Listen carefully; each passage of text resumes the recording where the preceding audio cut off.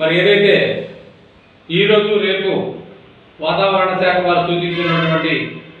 మూతా తుఫాన్ ప్రభావం మరి ఆంధ్ర రాష్ట్రంలో ఎక్కువగా ఉన్నందున రాష్ట్రంలో ఉన్న ప్రజలందరూ కూడా తగు జాగ్రత్తలు తీసుకోవాలని,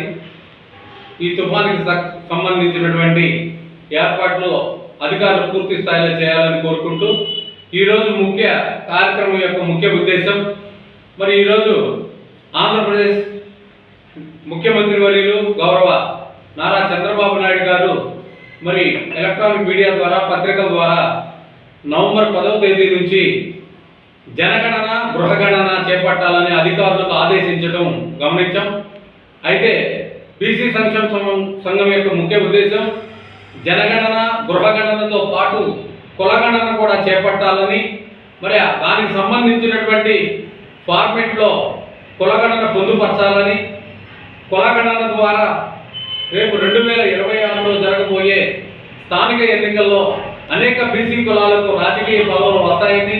అలాగనే ఈ కులగణన ద్వారా బీసీ కులాలు మరి ఏ కులాలు ఏ సామాజిక వర్గాలు ఏ స్థితిలో ఉన్నారు, అలాగనే ఆర్థిక విద్యా ఉద్యోగ రాజకీయ జీవన స్థితిగతులను కూడా ఈ కులగణన ద్వారా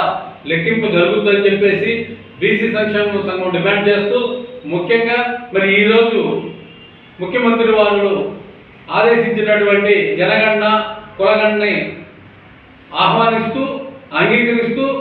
దానిలో భాగంగానే కులగణన కూడా చేపట్టాలని ప్రభుత్వానికి మేము బీసీ సంక్షేమ సంఘం ద్వారా పూర్తి స్థాయిలో డిమాండ్ చేస్తా ఉన్నాం.